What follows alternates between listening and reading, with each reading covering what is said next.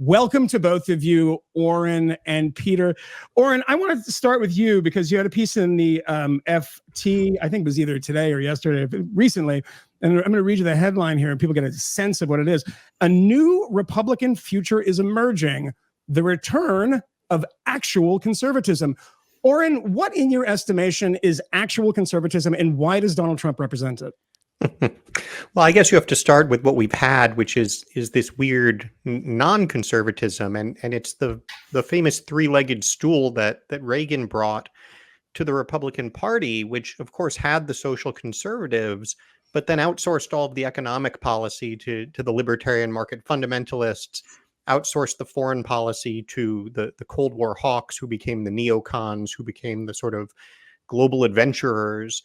And so we found ourselves in this place by the 2000s where you looked at what the Republican Party stood for, and it was this sort of absolutist, free trade, tax cutting, just, drown government in the bathtub, don't try to help anybody, but do send everybody off to war. And that's certainly not conservative. It's not popular, and it's not wise. And I think what was so striking about JD's speech last night was he didn't really spend a lot of time on the social issues, because that's what's not changing. That's where conservatives are and always have been. What he kept coming back to was this pairing of the national security and the economy, of sending the jobs overseas and sending the kids overseas. And how on both those fronts, these weird appendages that got attached to conservatism are finally being excised, and conservatives are being allowed to actually assert conservative economic policy and assert conservative foreign policy. Peter, I want to give you a chance to respond to that. Before we do, why don't we take a look at a clip from J.D. Vance's speech last night? And I was in the hall and saw it up close. Do we have a clip of J.D.? We need a leader who's not in the pocket of big business, but answers to the working man, union and non-union alike.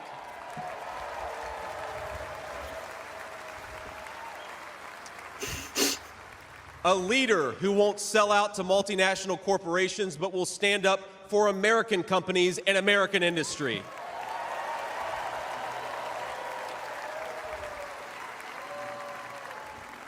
A leader who rejects Joe Biden and Kamala Harris's Green New scam and fights to bring back our great American factories. We need President Donald J. Trump.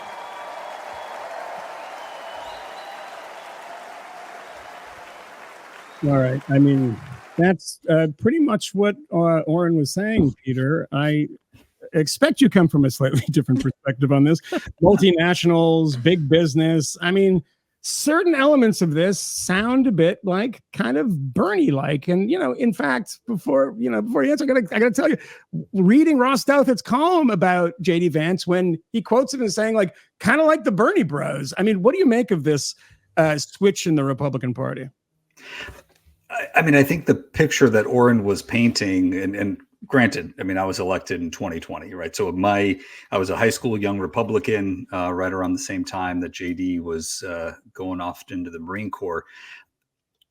The Bush era conservatism, I mean, I think it tilted at a lot of the things that Oren was saying, but he was also expanding Medicare or Medicaid Part D, right? I mean, he was pushing forward a lot of large government policies. And then I think the hypocrisy between the stated objectives, which was, I think maybe a more positive spin than they would say, the limited government, the fiscal conservatism. I mean, that's always been a bumper sticker slogan that, at least in my lifetime, the Republican Party has never lived up to. Now, under Donald Trump, at least the rhetoric is matching the actions a little bit more, but it's also discarding a lot of the ossified, fossil of policy platforms that nobody was really willing to shake off, but that were totally at odds with what the Republican Party actually did when they took power. I want you to respond to that, Oren, but I want to do one more clip, which I think is kind of indicative of what's happening at this convention. And that is a clip of Sean O'Brien, a man with a very Irish name. So I take responsibility for what he says. Sean O'Brien, fellow Irishman and head of the Teamsters at the RNC. Travel all across this country and meet with my members every week. You know what I see? An American worker being taken for granted. Workers being sold out to big banks, big tech, corporates, and the elite. And I'm not the only one who sees this. Everyday families see it. The American people aren't stupid. They know the system is broken. We all know how Washington is run. Working people have no chance of winning this fight. That's why I'm here today, because I refuse to keep doing the same things my predecessors did.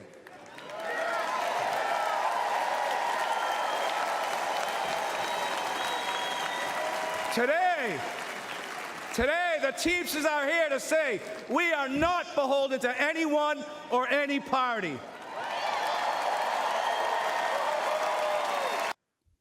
All right. Oren, the man from Medford, by the way, it's just an amazing accent. So to my people from Boston, that clip is pretty interesting because I see where you're going, and we've seen this trend in the Republican Party for a long time. The Teamsters, is that a little too far for conservatism?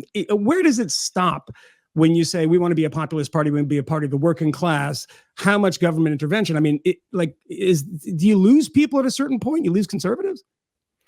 No, I don't think so. First, shout out to my brother who also lives in Medford and does not have nearly as good an accent as Sean does. But look, I think what you heard there and what you then heard from JD, what you're seeing increasingly on the right of center is a recognition that it is workers that matter.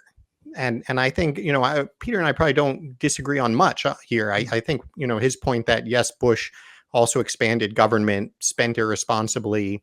That's certainly true. Republicans have never walked the walk on fiscal discipline. But I think what you saw up through the Bush era, certainly Romney, Ryan as well, was in terms of economic policy broadly, this idea that sort of whatever was good for corporations, whatever helped job creators, whatever, promoted profits, somehow ultimately was going to be good for workers as well. And the reality is that that's just not true. I mean, economics theory doesn't say it's true. Empirically, it hasn't been true. And what you're seeing now with having the Teamsters president speaking, with the way that JD talks about these issues, is a recognition that if you actually want good outcomes for workers, you have to focus on good outcomes for workers. You have to care about workers having equal power in the economy. And organized labor is potentially one element of that. Being very skeptical of Wall Street and the way that investors, frankly, fail to invest in the American economy at this point is part of it. Trade, immigration, it all comes down to the same thing, which is, are you just propping up profits or do you actually care about good outcomes for workers? How did they do it is a question that comes to mind for me, sort of watching this convention, Peter and Oren, right? We heard so much about how the party of the future, the party that was going to dominate American politics for the 21st century was going to be the Democrats, because they were going to be able to form this multi-ethnic, multiracial working class coalition. That coalition is here, and it's the Republicans. So, I used to work at the Wall Street Journal editorial page. My first job in journalism, its slogan is free people, free markets. It was exactly exemplifying what Oren described as sort of the three-legged Reagan stool. I'd never heard that before, but that's exactly what it was.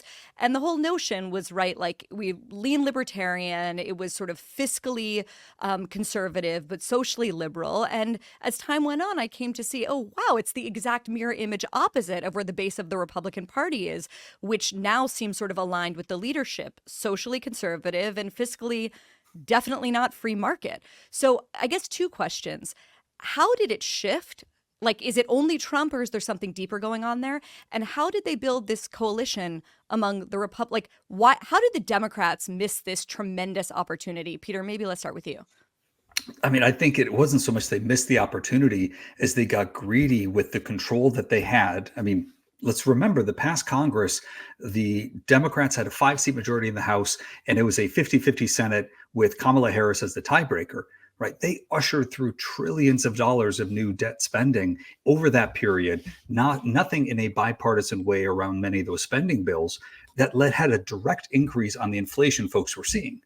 But the benefit of all that legislation, and this is why it was a victory to them, is they were able to funnel all of that money to their special interest groups, to NGOs, to consultants. I mean, it was a laundering of taxpayer dollars to the folks who had invested in their party and were now seeing the return on that investment. So that was the success. Now, they weren't necessarily interested, they should have been, in that long-term governing, in the long-term majority, in building something durable. But a lot of it was predicated on the assumption that the Republican Party was collapsing, and so they didn't need to restrain themselves. And now, as you were talking about in the prior segment, the Democratic Party is collapsing in real time in spectacular fashion. And somehow the Republican Party is the party that somehow Donald Trump is the candidate running a disciplined, organized, highly professional campaign. Somehow he is viewed as the person who is competent, who is smart, and who is going to do a better job running the country. And you turn around and really it's just the failure of that corporatist mindset that I think has taken over the Democratic Party. So while they are aesthetically maybe showing off the equivalent of a Benetton ad, from that interest and identity group coalition mindset, when it actually comes to the reality, people are starting to wake up because they see the effects of those policies. Peter Meijer, Oren Cass, thank you both for joining us. Peter, you're homeless now. You don't have a party anymore. Sure. Oren, you're ruining everything. Peter, come to the Free Press. You're always welcome here. Run on the Free Press ticket.